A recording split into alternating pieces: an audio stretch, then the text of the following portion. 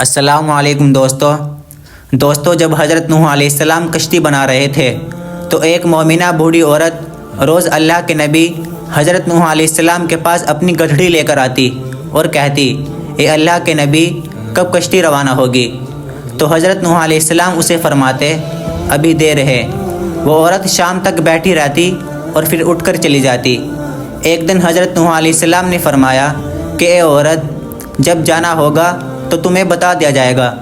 یہ عورت واپس چلی گئی اور انتظار کرنے لگی کہ کب حضرت نوح علیہ السلام بلائیں گے۔ اس دوران عذاب آ گیا اور کشتی روانہ ہو گئی، لیکن حضرت نوح علیہ السلام نے اس عورت کو نہ بلایا۔ ظاہری طور پر حضرت نوح علیہ السلام کو اس بڑھیا کو بلانا بلا دیا گیا۔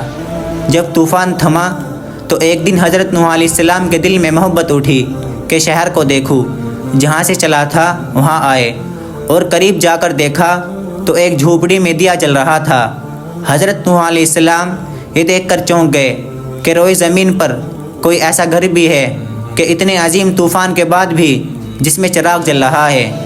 حضرت نوح علیہ السلام نے وہاں تکبیر بلند کی تو عورت سامان لے کر آ گئی اور کہنے لگی، یا نبی اللہ، کیا کشتی تیار ہے؟ تو چلیے۔ تو حضرت نوح علیہ السلام نے حیرت سے اس کو دیکھا اور کہا، رکو بڑھیا، کیا تمہیں کچھ بھی پتہ نہیں چلا؟ وہ بڑھیا کہنے لگی، یا نبی اللہ، کیا پتہ نہیں چلا؟ تو حضرت نوح علیہ السلام نے کہا، اتنا بڑا سیلاب آیا، بارش آئی، تمہیں کچھ بھی پتہ نہیں چلا؟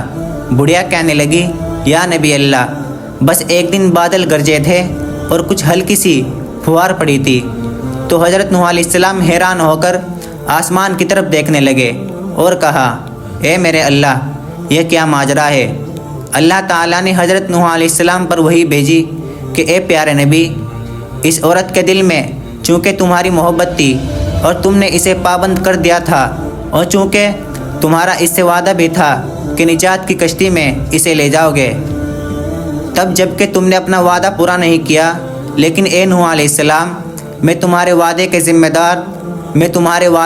دار تھا، اس لیے میں نے اس بڑھیا تک عذاب پہنچنے ہی نہیں دیا۔ امام سجاد علیہ السلام نے پاس بیٹھے اپنے مومنین سے فرمایا، او مومنو، یہ حدیث قیامت تک کے مومنین تک پہنچانا تم پر واجب ہے۔ انہیں بتا دو کہ جس نے ہم سے محبت کی، قیامت تک عذاب ضرور آئے گا، لیکن جیسے اس بڑھیا کو پتہ نہیں چلا، ہمارے مومنین کو بھی پتہ نہیں چلے گا کہ کب قیامت آئے گی اور کب چلی جائے گی۔